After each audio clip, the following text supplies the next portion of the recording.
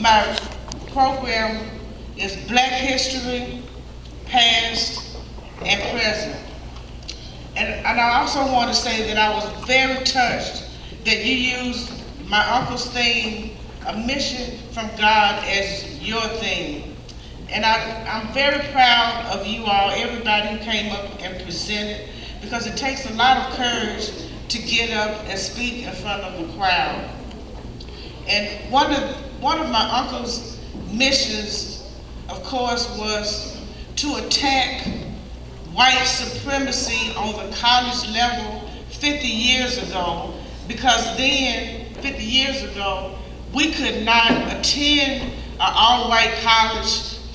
We could not study to be a doctor, a lawyer, a pharmacist in this state.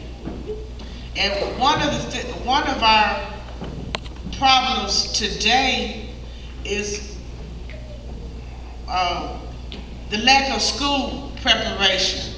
If you are a teen parent, do your child and his or her future a favor and make sure that your child understands the basics before they go to kindergarten. It is your job and the job of any parent to prepare your child for school. Make sure they know the 2-letter words, 3-letter words, how to spell basic words, and all of that before they get to kindergarten. I talked to some teachers who said that it is basically impossible to catch up a child that comes to their kindergarten or preschool and have no training at home. The training starts at home with the parents. I created a program, and some of you may have it. I don't know if everybody does, that you can look at it. But Mr. Carter Woodson started Black History Week because at that time there was very little and then a lot of negative Black history. But I don't say anything that I say to encourage you to be angry about the past, but I want us to learn from the past and to present it to you in a factual connotation. But one of the things that I admire about Mr. Woodson is that he himself proved that blacks had intellectual capacity because he obtained a PhD from Harvard University in history. And that was quite an accomplishment for his time. And at that time, we were considered by white society as people who were incapable of gaining intellect. And on this map, you see Africa, because I wanted to point out a few facts about Africa before talking about Black history in America. For one, I just want to mention that at the top of your map, you can't see it on here, but there was a place called Morocco, and black Moors lived there. And that place is important to me.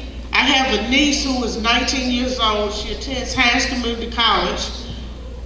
She is named after her grandmother, who was born in Morocco in Africa.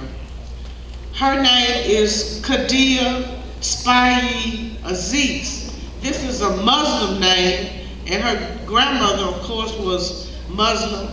Most people in the East are Muslims, just like most people in the West, we're Christians.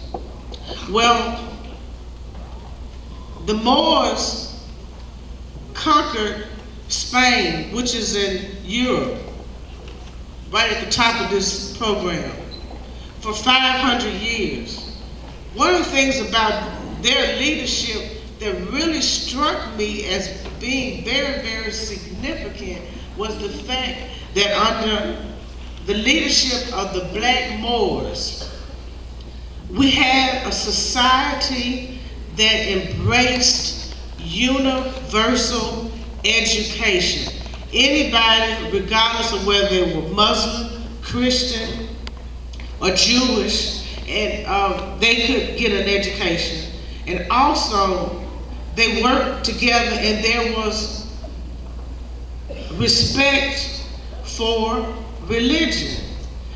Under the leadership of the Moors, no one was prosecuted because they had a different religion. And that's one of the things in our democratic society. We have freedom of speech, and we can choose any religion that we want to choose.